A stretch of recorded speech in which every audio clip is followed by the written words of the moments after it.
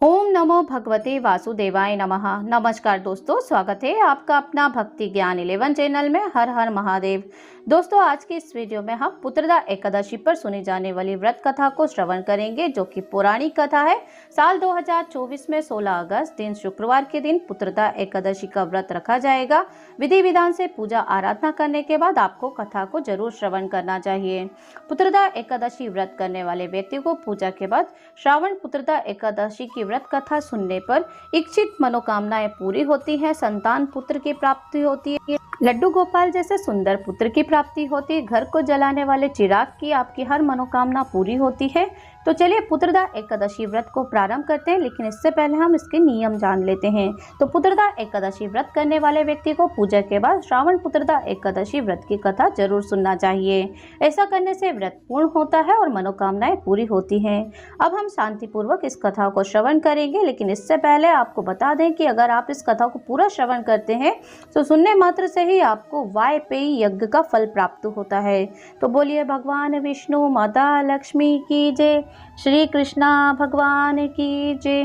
द्वापर युग के आरंभ में है महर्षमती नाम की एक नगरी थी, जिसमें महाजित नाम का एक राजा राज्य करता था। लेकिन पुत्रहीन होने के कारण राजा को राज्य सुखदायक नहीं लगता था।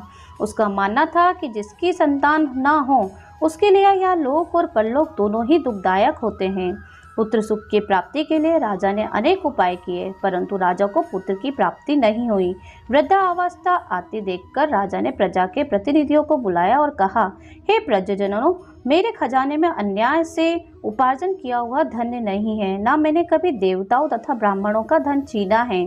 किसी दूसरे की धरोहर को मैंने कभी नहीं लिए। प्रजा को पुत्र के समान पालता रहा। मैं अपराधियों को पुत्र तथा बांधवों की तरह दंड देता रहा। कभी किसी से घृणा नहीं की, सबको सम्मान दिया है। सज्जनों की सदा पूजा करता हूँ। इस प्रकार धर्मयुक्त राज्य करते हुए भी मेरे पुत्र नहीं हैं, सो मैं अत्यंत दुख पा रहा हूँ। इसका क्या कारण है? राजा महिजीत की इस बात को विचारने के लिए मंत्री तथा प्रजा के प्रतिनिधि वन को गए। वहाँ बड़े बड़े ऋषि मुनियों के दर्शन किए। राजा की उत्तम कामना की पूर्ति के लिए किसी श्रेष्ठ तपस्वी मुनि को देखते फिरते रहे। एक आश्रम में उन्होंने एक अत्यंत वयोवृद्ध धर्म के ज्ञाता बड़े तपस्वी, परमात्मा में मन लगाए हुए, निराहार, जितेंद्रिय, जितात्मा, जित क्रोध, सनातन धर्म के गुण तत्वों को जानने वाले, समस्त शास्त्रों के ज्ञाता महात्मा लोमश मुनि को देखा, जिनका कल्प के व्यतीत होने पर एक रोम गिरता था। सबने जाकर ऋषि को प्रणाम किया। उन लोगों को देखकर मुनि ने कहा कि आप लोग किस कारण से आए? निसंदेह मैं आप लोगों का हित करूंगा। मेरा जन्म केवल दूसरों के उपकार के लिए हुआ है, इसमें संदेह मत करो। लोमेश ऋषि के वचन ऐसे सुनकर सब लोग बोले, हे महर्षि, आप हमारी बात जानने में ब्रह्मा से भी अधिक समर्थ हैं। आप हमारे संदेह को दूर कीजिए। महर्षमतीपुरी का धर्मात्मा राजा महिजित प्रजा का पुत्र के समान पालन करता है, फिर भी वह पुत्रहीन होने के कारण दुखी है। उन लोगों ने कहा कि हम लोग उसकी प्रजा हैं, अतः उसके दुख से हम भी दुखी हैं। आपके दर्शन से हमें पूर्ण विश्वास है कि हमारा यह संकट अवश्य दूर हो जाएगा, क्योंकि महान पुरुषों के दर्शन मात्र से ही अनेक कष्ट दूर हो जाते हैं। अब आप कृपा करके राजा के पुत्र होने का उपाय बतलाएं। यह वार्ता सुनकर ऋषि ने थोड़ी देर के लिए नेत्र बंद किए और राजा के पूर्व जन्म का वृत्तांत जानकर कहने लगे कि यह राजा पूर्व जन्म में एक निर्दय वेश्य था। निर्धन होने के कारण इसने कई बुरे कर्म किए। यह एक गांव में दूसरे गांव में व्यापार करने जाया करता था। एक समय ज्येष्ठ मास के शुक्ल पक्ष की द्वादशी के दिन मध्याह्न के समय जब वह 2 दिन से भूखा प्यासा था, तो एक जलाशय पर पानी पीने गया।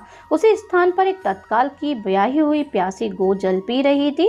राजा ने उस प्यासी गाय को जल पीते हुए हटा दिया और स्वयं जल पीने लगा। इसलिए राजा को यह दुख सहना पड़ा। एकादशी के दिन भूखा रहने से वह राजा हुआ और प्यासी गौ को जल पीते हुए हटाने के कारण पुत्र वियोग को सहना पड़ रहा है। ऐसा सुनकर सब लोग कहने लगे कि हे ऋषि, शास्त्रों में पापों का प्रायश्चित भी लिखा है, अतः आप जिस प्रकार राजा का यह पाप नष्ट हो जाए, आप अब ऐसा कोई उपाय बताइए। लोमेश मुनि कहने लगे कि श्रावण शुक्ल की एकादशी को, जिसे पुत्रदा एकादशी भी कहते हैं, तुम सब लोग व्रत करो और रात्रि को जागरण करो, तो इससे राजा का जो पूर्व जन्म का पाप है वो अवश्य नष्ट हो जाएगा। साथ ही राजा को पुत्र की अवश्य प्राप्ति होगी। लोमेश ऋषि के ऐसे वचन सुनकर मंत्रियों सहित सारी प्रजा नगर को वापस लौट आई और जब श्रावण श्रावण शुक्ल की एकादशी आई तो ऋषि की आज्ञा अनुसार सबने पुत्रदा एकादशी का व्रत और जागरण किया। इसके पश्चात द्वादशी के दिन इसके पुण्य का फल राजा को दिया गया। इस पुण्य के प्रभाव से रानी ने गर्भ धारण किया और प्रसव काल समाप्त होने पर उसे सबसे एक बड़ा तेजस्वी पुत्र रत्न की प्राप्ति हुई। इसलिए हे राजन, इस श्रावण शुक्ल एकादशी का नाम पुत्रदा पड़ा। अतः संतान सुख की इच्छा हासिल करने वाले इस व्रत को अवश्य करें। इसके महात्म्य को सुनने से मनुष्य सब पापों से मुक्त हो जाता है। इस लोक में संतान सुख भोगकर परलोक में स्वर्ग को जाता है। तो बोलिए जय श्री हरि विष्णु। तो यहाँ पर पुत्रदा एकादशी पर सुनी जाने वाली व्रत कथा समाप्त होती है। हे प्रभु, हे श्री हरि नारायण, जैसे कि आपने राजा को पुत्र की प्राप्ति हो, वैसे ही इस कथा को श्रवण करने वाले सभी भक्तों को पुत्र संतान की प्राप्ति हो, उनकी हर मनोकामना पूरी हो, उनके जीवन में चल रहे सारी परेशानी कष्टों का निवारण हो, पापों का नाश हो। इसी विनती प्रार्थना के साथ यहाँ पर हम कथा को समाप्त करते हैं। तो बोलिए भगवान विष्णु की जय, माता लक्ष्मी की जय, भगवान शंकर की जय, कृष्ण भगवान की जय। तो इस तरीके से राजा को पुत्र की प्राप्ति हुई है। वैसे ही हर भक्त को इस पुत्रदा एकादशी पर व्रत किए जाने पर, उनके संपूर्ण नियमों का पालन करते हुए कथा को श्रवण करने पर जरूर भगवान श्री हरि नारायण आपकी गोदी को भर देते हैं। सोनी गोद आपकी भर जाती है, पुत्र रत्न की प्राप्ति होती है। अगर आपके पहले से संतान है और आप चाहते हैं कि अब आपको पुत्र की कामना है, तो वो भी आपकी मनोकामना पूरी होती है। उम्मीद है आज का वीडियो आपको जरूर पसंद आया होगा। अगर आप हमारे साथ वीडियो में अंत तक बने हैं तो जय श्री हरि नारायण, जय विष्णु जरूर लिख दीजिए। चैनल पे नए हैं तो सब्सक्राइब जरूर कर लीजिए, नोटिफिकेशन बेल को भी ऑन कर लीजिए। अपने फैमिली फ्रेंड रिश्तेदारों को भी जिसे निसंतान है, जिसे संतान की कामना है, उन्हें ये व्रत की कथा को जरूर शेयर कर दीजिए, ताकि वो भी इस कथा को श्रवण करने मात्र से ही अपनी इच्छित मन की कामना को पूर्ति कर पाए।